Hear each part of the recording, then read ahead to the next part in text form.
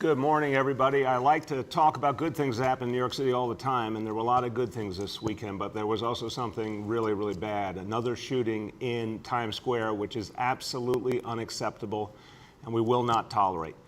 Now we've seen patterns in Times Square that we are going to address very, very aggressively. That is the entire notion of precision policing. You're going to hear from Chief Rodney Harrison on the specific actions that the NYPD will take working with other city agencies immediately in Times Square. The victim of the shooting, innocent bystander, thank God from the last information we've gotten, he'll be okay, but it's just an unacceptable state of affairs.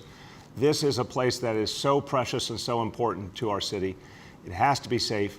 We're going to be adding additional officers and additional measures to make it safer, to make it better. And we're announcing today the Times Square Safety Action Plan to make sure that anyone who goes to Times Square knows they're safe and they're going to see plenty of police presence in Times Square.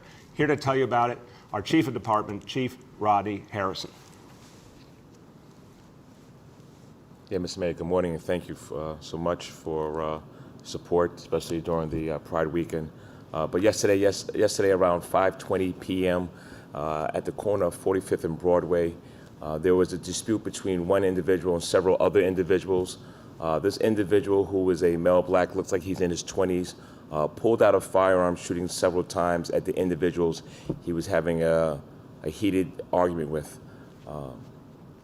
What we've seen at this time under the investigation from Midtown South looks like one of the bullets that was fired at the individuals where the arguments were going on. Looks like the bullet ricocheted and hit our unintended target. So the investigation is ongoing with Midtown South. And one thing that you will see going forward over in that area of Midtown South by the bow tie is dozens of more police officers. After this shooting and the shooting that we had a couple of weeks ago, it's important that we put a lot more of a police presence over there, trying to engage some of the issues we're seeing with these soliciting or aggressive panhandling of CDs.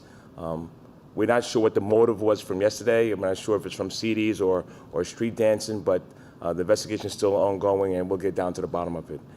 It's also very important that we work with our consumer affairs, as well as DOT, our Times Square Alliance. We're also going to try a different strategy and see if we can get some undercover officers to find a way to engage these individuals that are soliciting these CDs to see if we could do a better job of enforcement in that area. So, Mr. Mayor, that's what we're going to look to do now, and we'll continue to come up with innovative ideas to address some of the issues that we're seeing in that part of the city.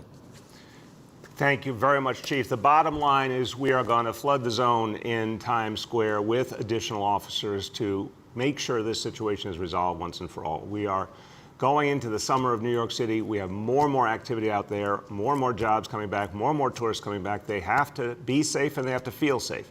So we're going to ensure that Times Square is very, very clearly well patrolled, visibly patrolled, in addition to measures you may not see, as the Chief just indicated, to make sure the situation is safe for everyone. This is what precision policing is about. This is what CompStat is about. When you find a problem or a pattern, you address it, you shift resources. We'll shift as many officers as necessary to address this situation. We'll also deal very aggressively with any illegal vending, any other problems that are happening in the area. That is the thing we have to do urgently at this point to keep Times Square safe and move our city forward.